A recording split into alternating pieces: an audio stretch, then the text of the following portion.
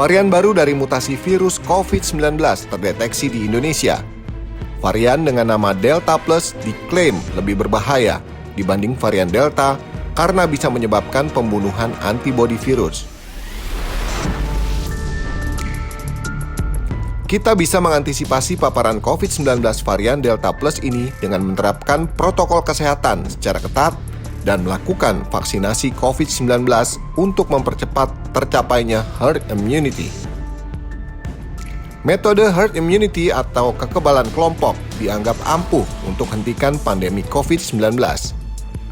Mengutip WHO, herd immunity ialah konsep di mana sebagian besar penghuni kelompok diberikan imunisasi sehingga dapat menghentikan penyebaran virus. Berikut fakta-fakta tentang herd immunity.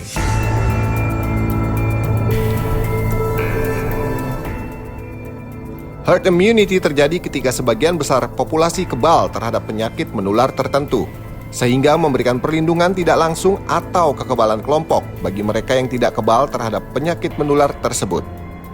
Misalnya, jika 80% populasi kebal terhadap suatu virus, 4 dari setiap 5 orang yang bertemu seseorang dengan penyakit tersebut tidak akan sakit dan tidak akan menyebarkan virus tersebut lebih jauh.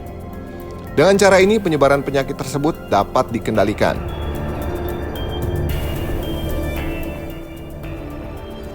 Ada 2 cara untuk mencapai herd immunity, yaitu melalui kekebalan alami dan vaksin.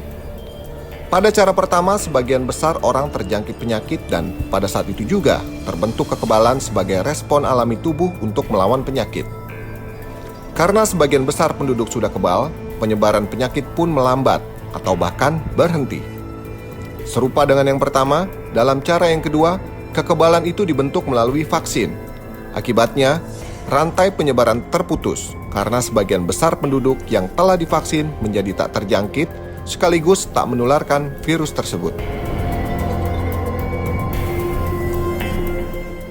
Terdapat ambang batas atau persentase minimal yang harus dipenuhi agar terbentuk herd immunity.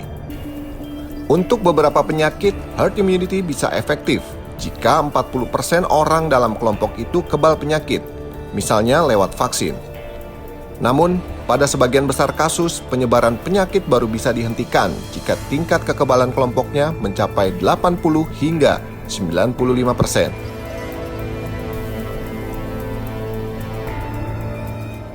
Herd immunity ampuh mengatasi beberapa penyakit. Misalnya, penduduk di Norwegia berhasil membentuk herd immunity terhadap virus H1N1 atau flu babi, baik melalui vaksinasi maupun kekebalan alami.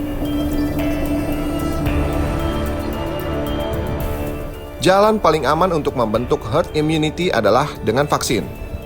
Artinya, membentuk herd immunity tanpa vaksin adalah tindakan yang sangat berbahaya.